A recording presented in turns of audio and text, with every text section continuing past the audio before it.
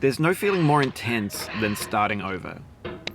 If you deleted your homework the day before it was due, as I have, or if you left your wallet at home and you have to go back after spending an hour in the commute. If you won some money at the casino and then put all your winnings on red but it came up black. If you got your best shirt dry cleaned before a wedding and then immediately dropped food on it. If you won an argument with a friend and then later discovered that they just returned to their original view. Starting over is harder than starting up. If you're not ready for that, like if you've already had a bad day, then what you're about to go through might be too much. Feel free to go away and come back. I'll be here. Alright, thanks for coming with me on this trip. I'll understand if you have to take a break at any point. Just find a safe place to stop and quit the game. Don't worry, I'll save your progress, always, even your mistakes. This game is a homage to a free game that came out in 2002, titled Sexy Hiking. The author of that game was Jazuo, a mysterious Czech designer who was known at the time as the father of B games. And B games are rough assemblages of found objects. Designers slap them together very quickly and freely, and they're often too rough and unfriendly to gain much of a following. They're built more for the joy of building them than as polished products.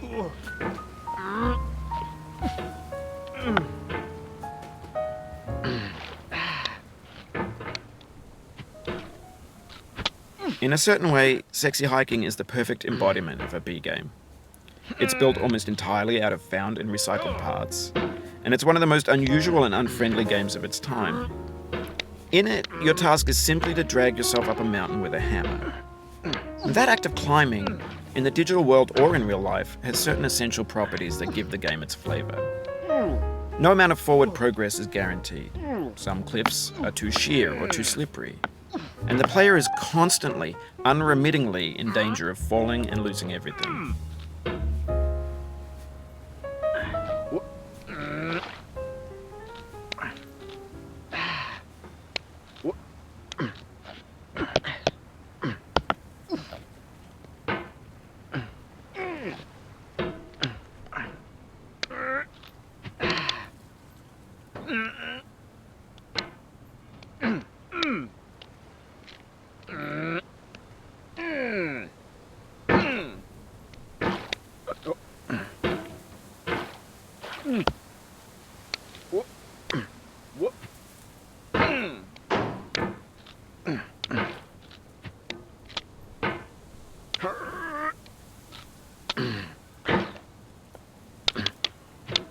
Anyway, when you start Sexy Hiking, you're standing next to this dead tree that blocks the way to the entire rest of the game. It might take you an hour to get over that tree, and a lot of people never got past it. You prod and you poke at it, exploring the limits of your reach and your strength, trying to find a way up and over.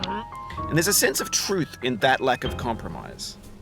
Most obstacles in video game worlds are fake. You can be completely confident in your ability to get through them once you have the correct method or the correct equipment or just by spending enough time. In that sense, every pixelated obstacle in Sexy Hiking is real. The obstacles in Sexy Hiking are unyielding, and that makes the game uniquely frustrating. But I'm not sure Jazuo intended to make a frustrating game. The frustration is just essential to the act of climbing, and it's authentic to the process of building a game about climbing. A funny thing happened to me as I was building this mountain. I'd have an idea for a new obstacle, and I'd build it, test it, and it would usually turn out to be unreasonably hard. But I couldn't bring myself to make it easier. It already felt like my inability to get past the new obstacle was my fault as a player rather than as a builder. Imaginary mountains build themselves from our efforts to climb them, and it's our repeated attempts to reach the summit that turns those mountains into something real.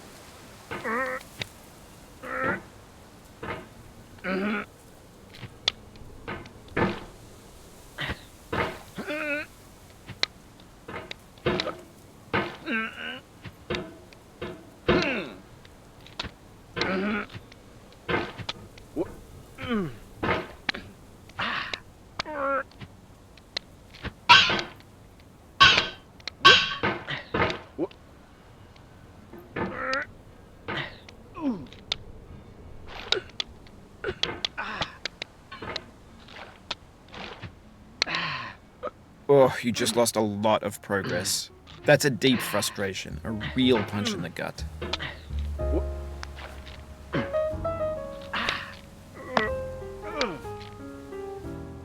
Oof, sorry about that.